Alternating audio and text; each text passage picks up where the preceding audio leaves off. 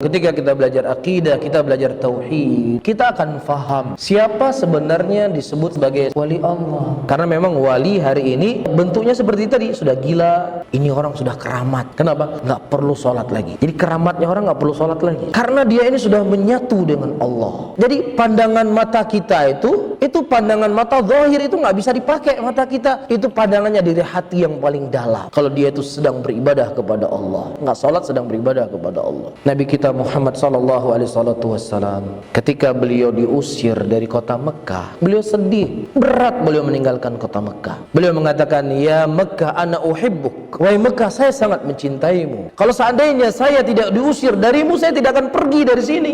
Rasulullah naik ke Bukit Thur.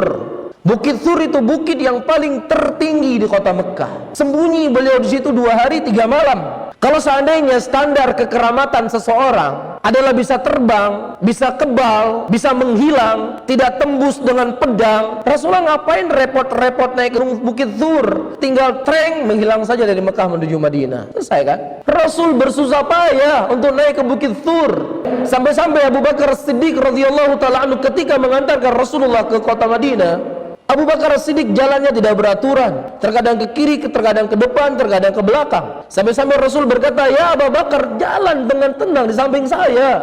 Kata Abu Bakar Siddiq, "Ya Rasulullah, saya khawatir ada orang yang memanah engkau ya Rasulullah, biar aku yang kena ya Rasulullah." Rasulullah bisa terluka, Rasulullah bisa berdarah. Bahkan ketika terjadi perang Uhud, Nabi SAW memakai baju perang 2 lapis. Kalau seandainya orang keramat, kan beliau yang paling keramat kan? Maksudnya dalam arti kata bisa kebal. Tapi beliau tersungkur ke dalam lubang. Beliau tidak mampu bergerak pada waktu itu.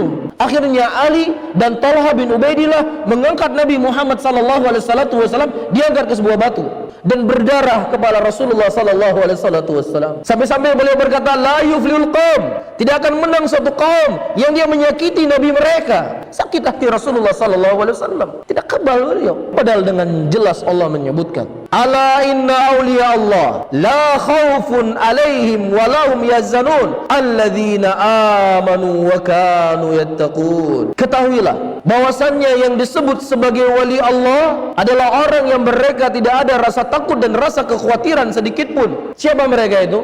Mereka adalah orang yang beriman dan orang yang bertakwa kepada Allah Subhanahu wa taala, itu wali Allah. Bahkan ulama menyebutkan di antara wali, kekeramatan yang paling besar yang Allah berikan kepada seorang hamba, ketika hamba tersebut istiqomah di jalan Allah, menjalankan perintah Allah, menjauhi larangan Allah, dan dia mati di atas keistiqomahan tersebut. Itulah kekeramatan yang paling besar.